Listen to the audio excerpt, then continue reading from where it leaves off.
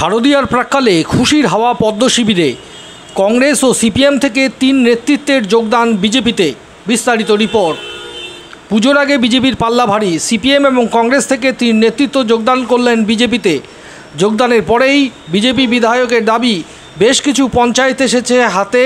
শান্তিপুর পঞ্চায়েত সমিতিও সাধারণ মানুষ তুলে দিয়েছে বিজেপির হাতে। সামনের বিধানসভা নির্বাচনে ডবল ইঞ্জিনের সরকার তারা গঠন করবেন এ রাজ্যে।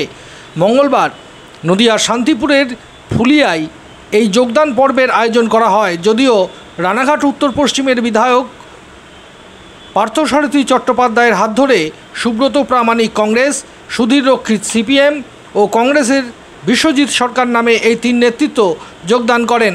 যোগদান পর্বে শেষে বিজেপি বিধায়ক পার্থসারথী চট্টোপাধ্যায় বলেন, এই 3 নেতৃত্ব দল থেকে কাজ করতে পারছিলেন না। একাধিকবার শাসক দল তাদের বিভিন্নভাবে চাপ সৃষ্টি করে।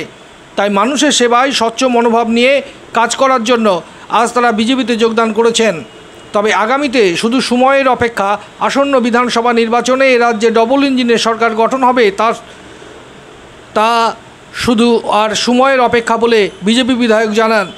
যোগদানের যাবতীয় আয়োজন করেন শান্তিপুর পঞ্চায়েত সমিতির সহকারী সভাপতি চঞ্চল চক্রবর্তী। তিনি বলেন, যোগদানের তালিকা আরও লম্বা হবে। ভারতীয় জনতা পার্টি শৃঙ্খলাপরায়ণ দল, সেখানে যোগদান করাতে গেলে অনেক কিছু বিষয় খোঁজ খবর নিতে হয়। তাই দলের প্রতি আনুগত্য লক্ষ্য করে তবেই যোগদানের প্রশ্ন। আজকের যোগদান প্রসঙ্গে তিনি বলেন, রাজ্যের বিরোধী দলনেতা শুভেন্দু অধিকারী বর্তমান রাজ্য সরকারের বিভিন্ন দুর্নীতি এবং অন্যায় অবিচারের প্রতি রুখে দাঁড়িয়েছেন। তাতে অন্যান্য বিরোধী রাজনৈতিক দল বলতে আর কিছুই থাকবে না, সকলেই বিজেপিতে যোগদান করবে। দেখুন সেখানকার চিত্র। ব্যুরো রিপোর্ট, বাংলার প্রতিনিধি। আজকে আমাদের ভারতীয় জনতা পার্টির ওপর আস্থা রেখে আমাদের কংগ্রেস থেকে সুব্রত প্রামাণিক জয়েন করলো এবং সুধীর রক্ষিত সিপিএমের দীর্ঘদিনের ভালো কর্মী ছিল, তিনি আমাদের সঙ্গে হাত মিলিয়েছেন, জয়েন করেছেন এবং বিশ্বজিৎ সরকার তিনি কংগ্রেস থেকে জয়েন করেছেন।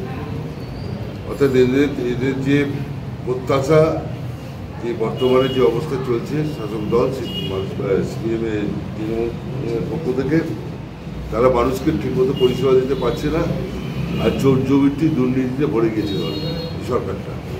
তাই খুব স্বাভাবিক কারণে মানুষকে পরিষেবা দেওয়ার ক্ষেত্রে তারা ভারতীয় জনতা পার্টির সঙ্গে হাত মিলিয়ে আমাদের সঙ্গে যৌথভাবে যাতে সঠিকভাবে মানুষকে পরিষেবা দেওয়া যায় সেই উদ্দেশ্য নিয়েই ভারতীয় জনতা পার্টি মানে বেঙ্গলিয়া অঞ্চল এবং নবলা জায়গা থেকে যারা এসেছে তাদের আমাদের দলে আসার জন্যে নিশ্চিতভাবে আমাদের দলের বৃদ্ধি হবে এবং আমরা আগামী দিনে এদেরকে সঙ্গে নিয়ে আমাদের যে লক্ষ্য, অর্থাৎ ভারতীয় জনতা পার্টির যে লক্ষ্য, আগামী 26 সালে এই রাজ্যে ডবল ইঞ্জিনের সরকার আমরা প্রতিষ্ঠিত করতে পারবো, এটা নিশ্চিত।